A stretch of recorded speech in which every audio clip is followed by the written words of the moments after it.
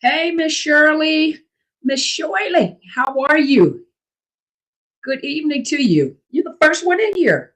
How are you doing? Good evening. Good evening. Hello. Uh-oh, I'm knocking stuff over. Hey there, everyone. Good evening to you. Hey there. Hi, Liza. Yeah, well, let me get my camera right. All righty. Hey, Glory Magana. Hey, Chosen. How about him, Lime Stew? Hi, Sherry. How are you doing, ma'am? Welcome. Welcome to my channel. Hey, the over ambitious one. Hey there. Hey, Brenda. How are you? I'm doing great. Thank you. Well, thank you, Chosen. I appreciate you. Thank you so much. Hello, everyone.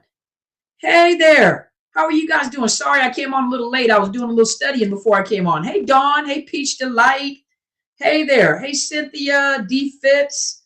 Misha. Hey, Misha. Julie. Hey, Miss Danielle. How are you? Hi, Vanessa. Hi, Lynn. Hi, Liza Seltzer. How are you? Hey, Crystal. Is it Crystal? Crystal. Hello, everybody. See, I don't have my glasses again. Left my glasses downstairs in my purse. Hey, Darlene. How are you? Thank you so much. Hey, Laura from New York. All right, New York. So it's like 9, 10, 11:34. Thank you so much for joining me. I know it's late. Thank you so much for being here. Hey, Darlene. Thank you so much. I appreciate you. Hi, Mia. How are you? How are you doing? Brittany Barber Lanier. All right. Hello. How is everyone doing this evening? Thank you so much for joining me. Thank you so much for joining me, y'all. Y'all, that was kind of country. How are you guys doing? Thank you so much for being here. Thank you so much. This is Joanna. What is the topic we will discuss? I'll tell you in just a minute, little bossy lady. Hey there, the power of she. Matter of fact, it's in the title. It's in the title. Go look at the title. Unique Impact, Miss K, Rosie's Apples, Kia, Brenda, Sherry, Living Well, the Master, Beautiful One. How pretty. Hey, the Master, how are you, sir? How are you doing? Darlene, are you doing better? Good. Hey, Stormy, you ready? You guys ready this evening? Thank you so much for joining me. Thank you so much for joining me. Let me see. Let me get the camera a little closer. All righty. Thank you guys so much for joining me. That is good. Thank you so much. Hey, from Chicago. Hey, Sharima. How are you guys doing? You guys ready? I'm great. I want to say all my hellos, and I'm great. Turn on my Clubhouse. So if you guys are on Clubhouse, you're welcome to come on Clubhouse. No, girl, J Kim. If I get up, I'm gonna tear up this whole everything. If you got, hold on, I'm gonna let you guys see. I got. Hold on. I got a light over here. See the light over there. I got a light over here. So I'm gonna show you guys. I have a light over here. Look at all that. Look at all that stuff I got connected down here. If I get up, I'm gonna knock down everything. Yeah, if I get up, I'm gonna knock down everything. I don't think you guys want me to knock down everything. Because if I knock down everything, it's gonna take me forever to put everything back up. So y'all want me to get up from here. We're just gonna have to work without the glasses. I'm gonna work without the glasses. Thank you so much. This is just Lulu. All right. Well, thank you so much. I appreciate it. Thank you so much. Hey there, K. Cole. How are you? Your favorite wig? Thank you. I kind of like this one too. It was Miss I can't think of her real name, and I'm not sure she wants me to use her real name, but she sent me some hair, and then I purchased some more hair, and then I purchased the frontal, and then I created the wig. So if you guys like this, I can make this. But we'll talk about that later on, because this is an expensive wig. I can't lie to you. It's an expensive wig. If you like it, I can make it. I can make it. But we'll talk about that some other time. I'm a woman of many skills. So thank you guys for showing. So I'm going to start Clubhouse, okay? So those of you that are on Clubhouse, you're also welcome to come over on Clubhouse. You guys are also welcome to come over here on Clubhouse. Think I'm having a little connection problems, but that is okay. Let's get us all in here. That is okay. I'm a little late tonight, so I apologize. I just wanted to thank you so much. We'll talk about the wig later. Hey Lala, how are you doing, beautiful lady? So just let me introduce myself. My name is Dr. Carmen Bryant. Honolulu. Okay, Moonshine, you from Honolulu. That's what I'm talking about. So thank you guys so much for joining me. I'm a little late this evening because of the fact that I'm just getting home, and then I sat down. I wanted to study before I came on, so you guys know that I want to give you guys some good information. For those of you, I am Dr. Carmen. For those of you that don't know, I am Dr. Carmen Bryant, overcoming narcissist abuse. I am also a licensed mental health counselor in the state of Washington. Thank you. In the state of Washington, I am a certified clinical trauma professional. I am also a coach. So I am a overcoming narcissist abuse coach. I'm a relationship coach, and I focus on victims of domestic violence or survivors of domestic violence, specifically those of you that have experienced narcissist abuse. And so I am currently broadcasting from YouTube, Instagram, Facebook, and I am over on Clubhouse. So those of you that, let me look here. If you can do me, I don't know where Just Be Real is at, and I don't know what's happening here with my Lala. Am I showing? I don't know if you know. Am I showing up on the regular, like on the front form? Is it showing up at all? Let me look. Oh, it is. It's showing up over there. It's showing up. So those of you, just to let you know, I'm going to talk and I'm going to teach a little bit. Let me give you guys some information. Those of you that have a Clubhouse, you're welcome to come join me on Clubhouse too, because when I'm done teaching, I usually will allow about 5 or 10 minutes of questions. And then those of you that are over on Clubhouse, I usually turn off all the visuals, and I switch over to Clubhouse so you can ask me questions. I am a little late this evening. I don't know why this is showing up hallway. Some of you guys that are over here on I don't know if all my moderators are on yet. If my moderators are on, can you go over and look at Clubhouse and tell me whether I am in the, am I on the main forum, or am I showing up as a private group? Because normally I have more people than this. Hey, Miss Renata, normally I have more people than this over on Clubhouse. So if my moderators, I don't know what Just Be Real is at, if you can come over to Clubhouse, let me know whether it's showing up in the regular, on the regular front forum, or is it showing up in private mode? Because normally I have more people than this on my Clubhouse. But that's fine. Those of you that have Clubhouse over here, you guys can come on over here to Clubhouse. Go check for me. Thank you, beautiful one. Go check and see if it's showing up, because normally I have more. Well, hey, Barbette, there we go. Now you guys are showing up. Hey, Sharima. So I didn't want to start until I got some people over here on Clubhouse. So you guys know so what I'm going to talk about today, I'm going to talk about the dysfunctional family roles in narcissistic families. And you guys have to excuse me. But so I'm going to talk about the dysfunctional family roles in narcissistic families. Some of you guys grew up in narcissistic families, and some of you guys were in relationships with narcissists, and you have children. And a lot of you, hey there, Kelly. Well, there you guys go. But some of you guys were in relationships with narcissists and have children by narcissists. And some of you guys came out of narcissistic homes. And so I wanted to give you guys some of the roles that are played in a narcissistic family, because some of you guys actually were in the role. And in each role, you have the enabler. And this comes from, this actually started from when they were talking about addictions and family of addictions, the AA, where they were talking about the roles that people played within a family. Thank you, Miss Barbette. But these are the roles that people played in alcoholic families. And each person within an alcoholic family played roles. Well, it moved over to narcissistic families. And some of you guys who were in narcissistic families played specific roles, and it played out in your life even now.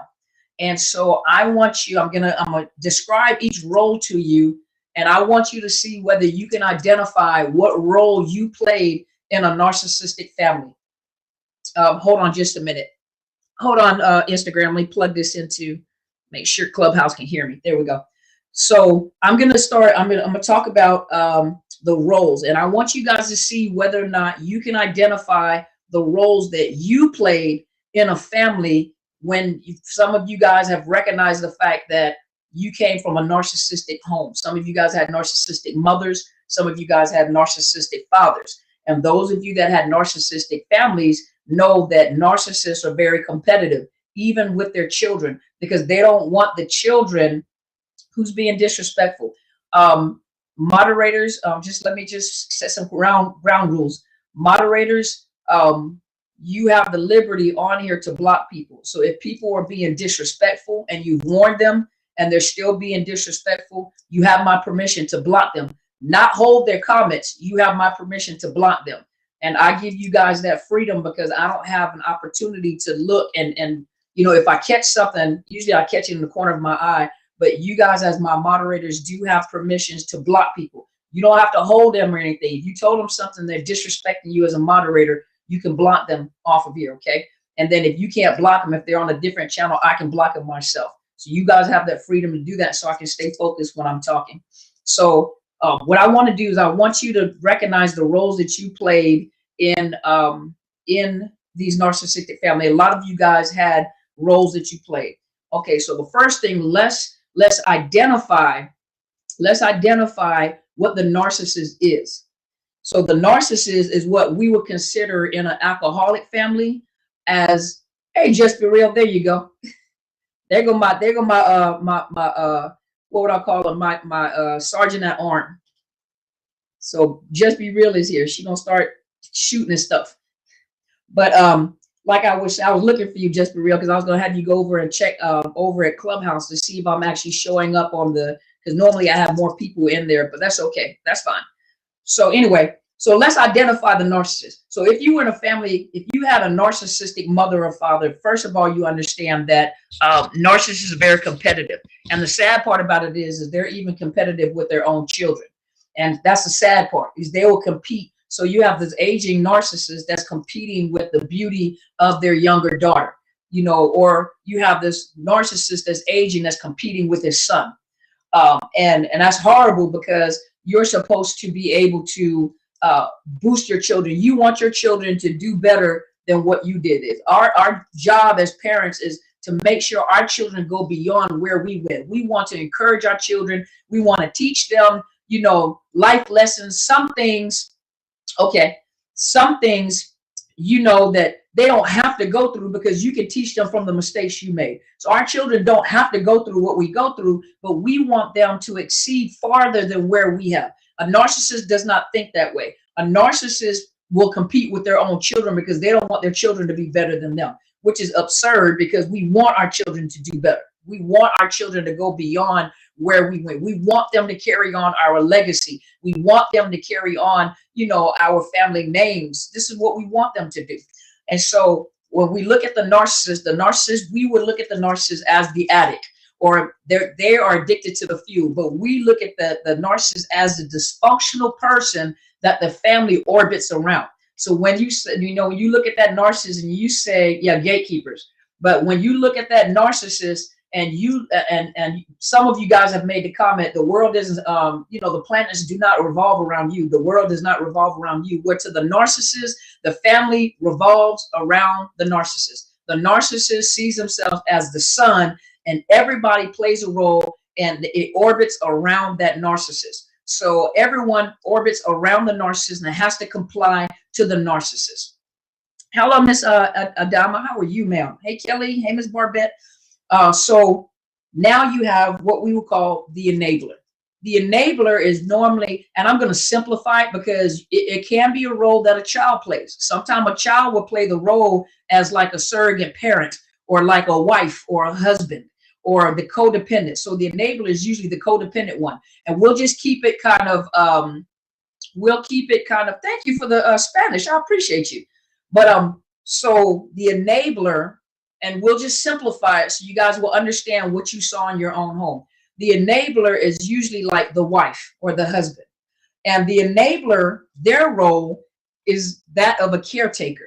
So their job is to make sure that everybody plays the role that they're supposed to play, because they have to maintain a certain equilibrium, a certain balance. The enabler is usually the one that makes excuses, that covers up, that bails them out of trouble, that always fixes trouble, that takes the narcissist problems as their own, that tries to take all the responsibility from the narcissist. So usually they're the ones that won't allow the narcissist to take responsibility for their own behaviors and their own actions. They're always covering up. They're always trying to fix it. They'll argue with people because they're always trying to make sure they're keeping this equilibrium. They're always trying to make sure they keep this, whatever this equilibrium is, but they want everybody to stay within their orbit.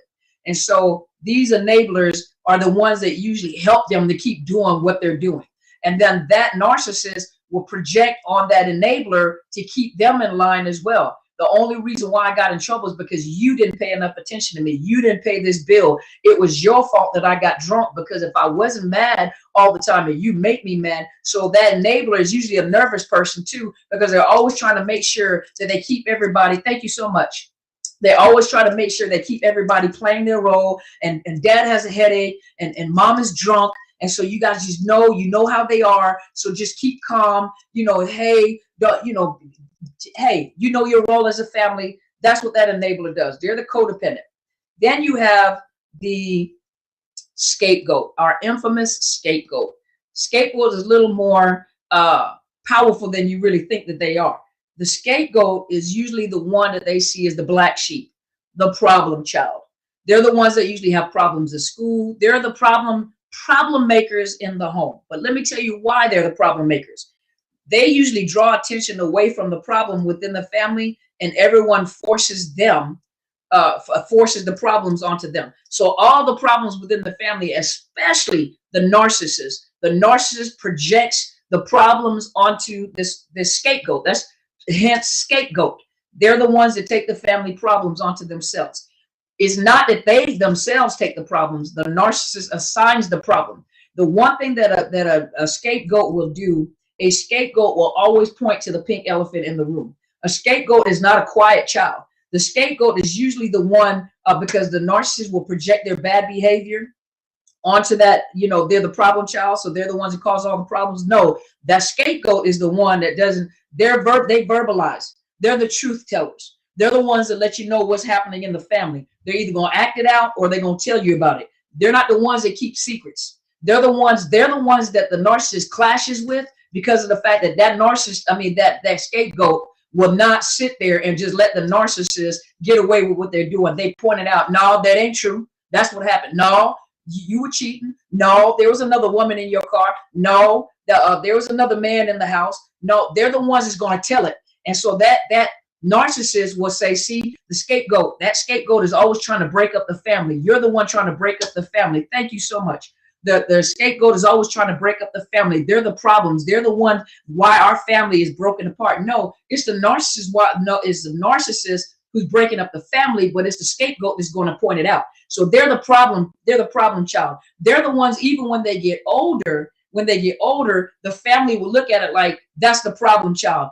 That's the one that wants all the attention. It's not that they want all the attention. It's the fact that they're not going to sit here and play the game. They're going to tell it like it is. Whenever they come around, they always cause problems. They always got something to say. You always bringing up. No, we're not going to sit here and pretend like this is not happening. We're not going to sit here and pretend like you don't see what I see, because I know y'all see it. Now the family tries to, especially the enabler, tries to push it under the carpet. And some of you guys know, because you go home to your own parents, and some of your brothers and sisters do the same thing. Well, that's mom and dad, and they're getting older, and you got to be respectful. You're right. I will be respectful, but the one thing that they're not going to do is continue to abuse me, and I'm going to call out the abuse. You are messy. You are always doing this. You always in somebody's business. Leave my children alone. Why you keep messing with me? Why you doing this? And everybody else is like, see, you cause problems. You always got something to say. Every time you come here, it's always a discord. No, the discord is already there. Y'all can sit around. Think about it. That's how the scapegoat is. The scapegoat is the one with the biggest mouth. You see what I mean? Yeah, they see through all that BS. You said it. But they see through all that. And so they're the ones that's going to point it out. So that's why most people look at the scapegoat as the black sheep, or, oh Lord, here they come again. So let's see. They are the truth tellers. They're the ones who act out or verbalize the secrets of the family, what the family is hiding. They're usually victims of emotional and physical abuse by the narc, and they can never do anything right. They usually are pretty clever. Scapegoats are pretty clever individuals, and a lot of times scapegoats end up being leaders because they're pretty clever. They usually know how to socialize with people, but you'll notice that they usually get into abusive relationships as well. And at the same time, sometimes they don't know when to not say something. Sometimes they're kind of off because they just say everything that's in their mind. And you're having to teach the scapegoat, okay, you're free to speak, but you got to be wise. You got to use tact when you do what you do. You see what I mean? So that's usually your scapegoat. Scapegoats are not punks. Scapegoats, you know, and sometimes it's hard to get along with a scapegoat. Scapegoat won't let you get away with certain stuff. They're going to point you out. And scapegoats usually have to be around strong people that can handle that and is able to talk to them because they're usually on defense. No, we're not going to play these games. You're not getting ready to do me like this. Okay?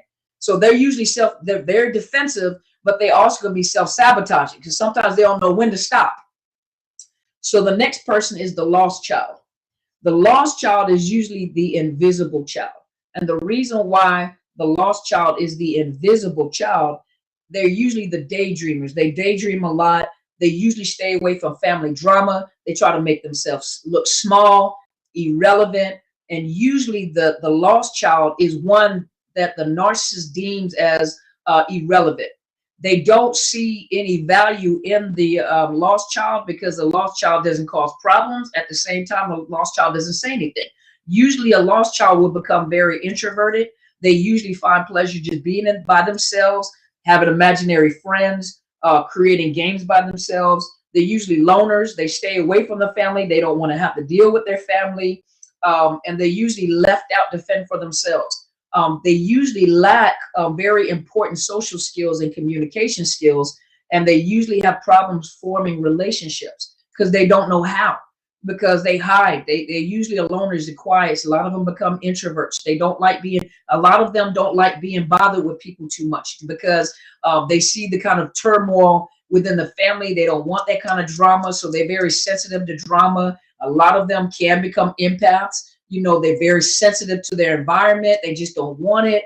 They prefer nature. They prefer being by themselves. So a lot of those lost children can become empath as well.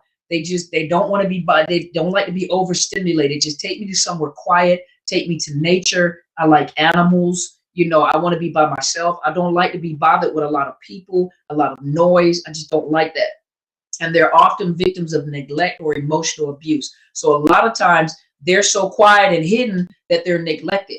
People are not checking on their homework. A lot of times they get hand-me-down clothes. And so most of the time, because they're so non-problematic, you know, people really don't, you know, the family really doesn't pay them any attention.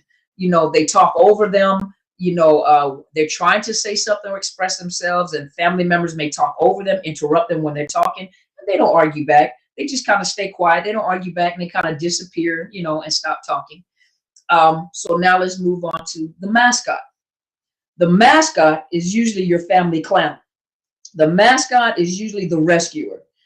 This is the clown. They usually cannot handle the tension in the family, so they divert all the attention to themselves for humor to entertain the family. So they break that monotony. They break that. Hey, Pastor Brandon, how are you, sir? Thank you for being here. But usually what the mascot does is they can't handle all that tension within the family. And so what they'll do is they spend a lot of time entertaining the family and lightening the atmosphere. They're the jokesters. They like to tell jokes. They're the pranksters. You know, what they usually do, a lot of the comedians, you'll find comedians like this. They take anger, grief, hostility, or fear, and is usually hidden in their humor. So if you listen to their sense of humor or their jokes, a lot of it expressing their grief and their anger and their hurt. They usually have low self-esteem. They usually have a low self-worth. And they usually end up in abusive relationships and always trying to rescue or save somebody. They're usually people pleasers. They don't want no trouble. You know, it's like, I don't want no trouble. Why can't we just all get along? And a lot of times they cover their hurt and pain with humor.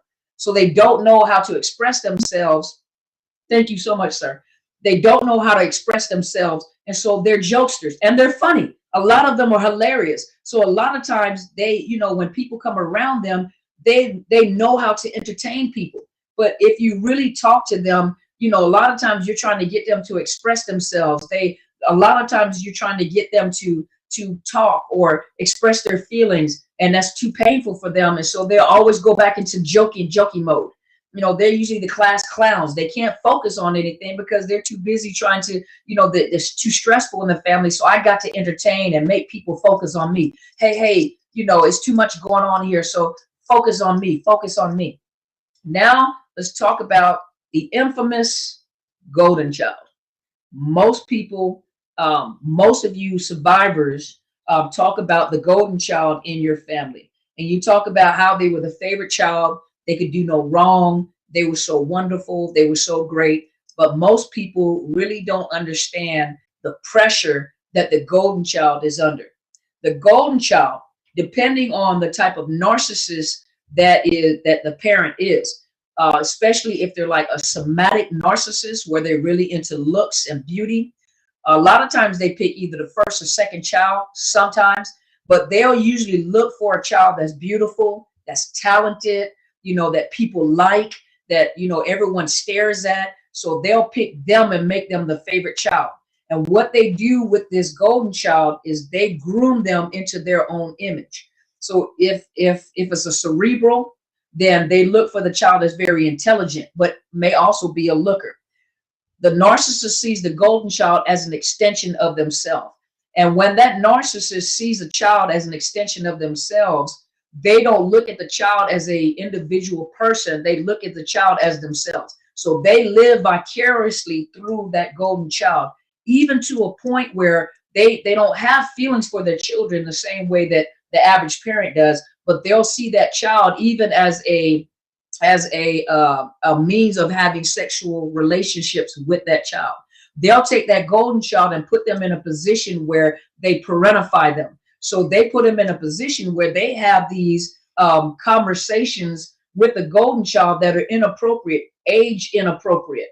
They start telling about the other parent. They talk about their sexual escapades. They talk about what's on their mind. And that is entirely too much for that child for that age. That child doesn't know how to handle life's problems at that level, but that narcissist will parentify them and handle that child as a spouse, or they will handle that child as a parent. And they will cross boundaries with that child. And oftentimes the golden children are also sexually molested. So they see him as an extension of the narc of themselves, and they live vicariously through them. They see them as a possession, an image of themselves through the child. They see themselves, so they live through the child. The child has an extremely high expectation to maintain that level of honor to the narc. So they have to constantly maintain a certain level of respect and honor. They can't slip up, meaning that a lot of times they witness the abuse that the narcissist puts on the other family members. And a lot of times they become flying monkeys in order to maintain the love, what they presume as love from that narcissist. And so they have a high expectation. I have to agree with everything the narcissist does, or I will not be deemed as the golden child anymore. And let's see, the child, so they have to work extremely hard to maintain the approval, even if it means assisting the narc and abusing the others. They become a flying monkey. They become a flying monkey and they'll fight for that narcissist. They're usually severely trauma bonded to that narcissist. They're often a victim of emotional and covert sexual abuse. And most people don't know that, but they're secret keepers. Most of these children are secret keepers, except for the scapegoat. Scapegoat going to tell it. They learn to act, and that superficial qualities of pleasing and looking good is important over inner qualities. So they're learning from the narcissist. And a lot of these golden children end up developing NPD. They end up developing narcissistic personality disorder. A lot of times they also play the role of a surrogate parent to the narc, and they've been parentified, as I was just saying. So they're inappropriate relationships between the narc and they're not a child anymore. They're elevated to an adult, and their minds and their experiences is not at that level to understand the responsibility, adult responsibility to an adult narc. And so they're put in compromising positions. And so I think some of you guys were asking, is it possible to play 2 roles at one time? No, you're going to play 1 role at a time. However, if, for example, if the golden child does not live up to the expectations of the narcissist, that narcissist will discard that golden child, and that golden child can end up becoming a scapegoat. And as soon as they work their way back into the graces of, works their way back into the graces of the narcissist, then they're elevated back into the golden child. So each one can vacillate or take upon another role. Because if the golden child gets fired and becomes a scapegoat because that narcissist is angry, it could be the mascot that turns around as the golden child now. So each role can vacillate. The scapegoat can be the mascot, can turn around and play the role of the mascot, then turn around and be the scapegoat again. And this could be in an everyday situation. So they can vacillate between roles. And so hopefully you've learned something from that. I'm not going to stay on long tonight because I'm waiting for my little girl to come home. She's out with some friends. And so I got to go open the door downstairs. But if you have questions, I'm going to open up the floor for questions. What I'm going to do, Clubhouse, thank you guys so much for joining me. What I'm going to do is I'm going to open up the floor for about 5 minutes for YouTube, Facebook, and Instagram to ask some questions pertaining to what I was just talking about. Ask me some questions, and then just be real. My moderators, keep me on time. Give me 5 minutes to answer some questions, and then I'm going to switch over to Clubhouse. The reason why I switch over to Clubhouse is because of the fact that this is a one-on-one conversation when people are asking questions, and I'm not recording on this side. So I'm recording. So those of you that came in late on Clubhouse, you are always welcome to go back to YouTube or Facebook or Instagram and watch what you missed. But for those of you that are on the visual platforms, the visual outlets, you guys are welcome to come over to Clubhouse once I turn the cameras off, because then I dedicate some time to talk to tribe members that are over on the Clubhouse side, and you are welcome to ask me questions. I'm not going to try to stay on too long. So let's see. What are some of your questions? Y'all keep me on track. 5 minutes, okay? When there is an only child, they seem to end up being both. They can play a lot of roles. Usually it's not, unless, there's some other stuff going on with the narcissist. They usually don't end up being a lost child because they're the only child in the family. So they'll end up playing roles like the golden child. They end up playing roles like scapegoat. They'll vacillate through a lot of those roles because they're the only ones that is being looked at. That's one child right there. And a lot of times they play the golden child a lot. Let's see. Got any more questions, y'all? Y'all kind of slow tonight. Let's see. Hi from San Antonio, Texas. How are you? I should be in Texas in the summertime. I probably will be in the Dallas-Fort Worth area during the summertime. So if you guys would like to, those of you that are in the Dallas-Fort Worth area, if you guys would like to do a meet and greet, I can set up a meet and greet, and I'll set up a, we're going to do a ticket style. So we're going to do a VIP meet and greet, and we can come together in Dallas and do a meet and greet. We can have dinner, and I'll take the platform and I'll come and talk to you guys. So during the summertime, I will probably be in the Dallas-Fort Worth area. So you guys stay tuned in, and I will let you guys know where I will be, because I will probably come into Dallas-Fort Worth area in the summertime. You're in Dallas? Hey, so I can meet with a lot of you guys. So what I'm gonna do is I'll probably do a VIP registration, and so I can see how many people. I'll try to do pre-registration so that I can see how many people will be there, and then we can pick somewhere to go, and then to see if it be just for us, just VIP, because we're kind of sort of still in the pandemic. So I want to make sure I get a head count, and then I can pick a VIP, so it'll just be us, and it'll be closed off to us. and we don't have to share it with anybody else. And we can do a VIP and have dinner together. And I can do, I can come and talk to you guys. Yeah, so I should be in the Dallas-Fort Worth area this summer. Let's see. Any more questions? Let's see. Let's see. Let's see. Let's see. Now you guys make a long information. I can't really read it. Let me see. Because it goes by really fast. Thank you, Miss Kelly. Let's look. Let's look. Any more questions? Any more questions? Let's see. All right. Well, I'm not seeing a bunch of questions. I appreciate it. You said, why is his daughter acting like his girlfriend? She's probably around there. She's probably trying to blend in. A lot of times, if you see your child acting like the narcissist's new supply, you have to think that they're probably, think about it. So the narcissist has picked a new supply. Now your child is around this new supply. And now you're starting to notice that the child is starting to act like the new supply. Think about it. They're trying to get the attention of the narcissist. So if they're trying to get the attention of the narcissist, they desire love from the narcissist. They're going to start acting like what they think is the apple of the narcissist's eye, which could be the new supply. So they'll try to dress like them. They try to act like them. They try to talk like them in order for the narcissist to pay attention to them as well. Children do a lot of things in order to win the affections of the narcissist. They don't know that they're dealing with they don't understand. They don't understand that they're dealing with a narcissist. They just know that they love their parents and they want to win their affections.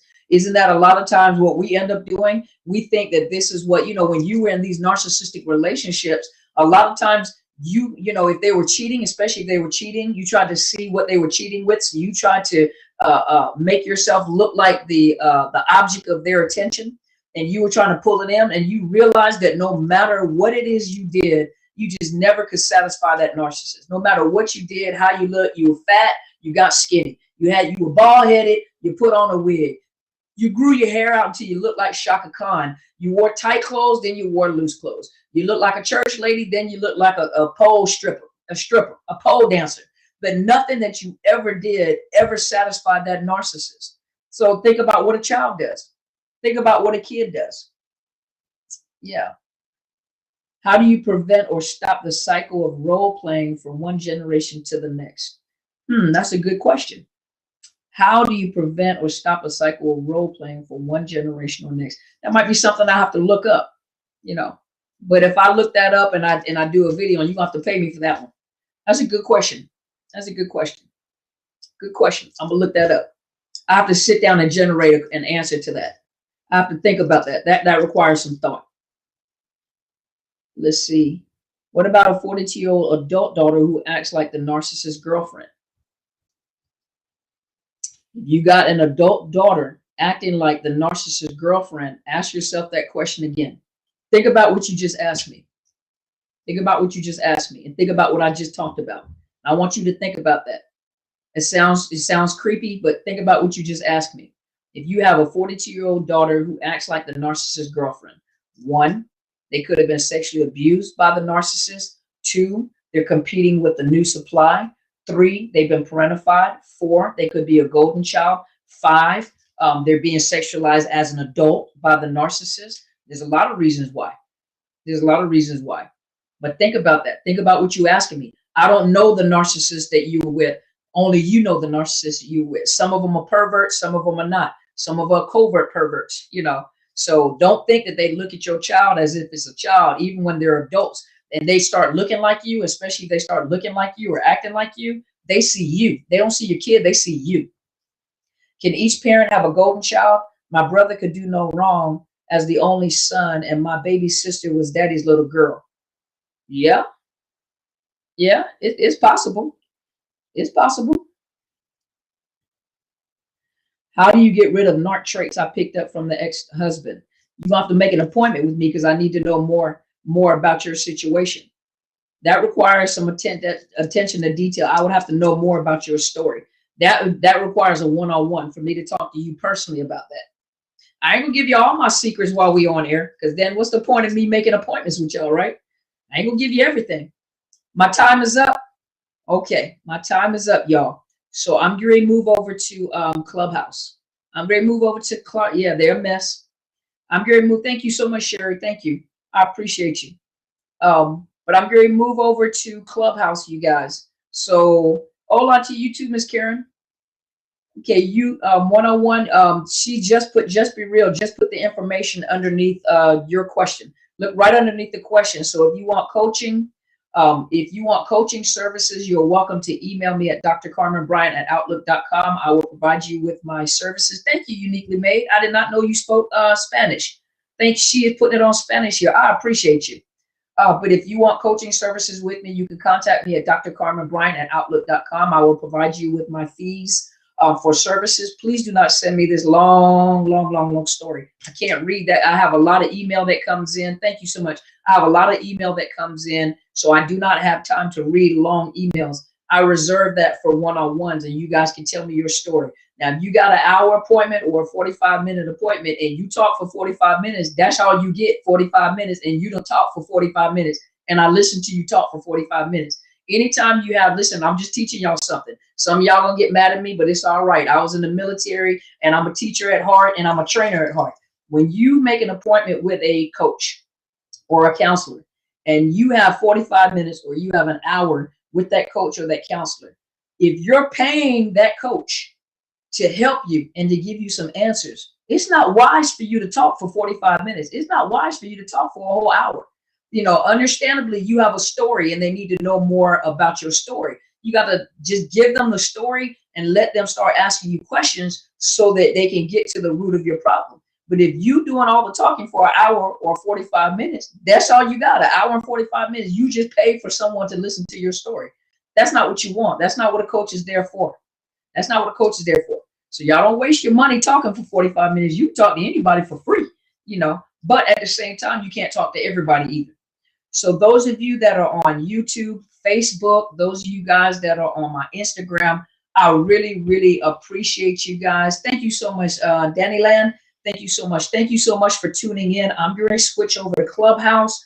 I appreciate you guys coming in. Thank you to my moderators for taking care of me. Thank you, Uniquely Made. I did not know you spoke Spanish. I am so appreciative. Thank you so much. I'm going to speak Spanish one day. You watch. There's 2 languages I want to learn. I want to learn how to speak Spanish, and I want to learn sign language. So one day I'm going to be in here doing my little gang sign, but I'm going to learn how to speak Spanish, and I'm going to learn how to do sign language. So you guys I just have to throw that in there. That was for free. So you guys have a wonderful evening. I will see you guys this week. Thank you so much. I appreciate each and every one of you for tuning in. Thank you for all your support. Our tribe has grown to 50,000, 51,000. Thank you guys so much. I am so honored. I am so honored. Thank you guys. Come over here to Clubhouse and talk to me. And I'm not going to stay on Clubhouse very long, but you guys come on over here to Clubhouse and talk to me. You guys have a great evening, and you guys go and be great. Be as great as you can. Thank you so much. Good night, Instagram. Good night, my beloved. All right. Good night, my beloved YouTube family, Facebook, and I think we're on Twitter. Thank you guys so much. You guys have a wonderful evening, okay? Good night, y'all. Give me just a minute, Clubhouse. Give me 1 minute.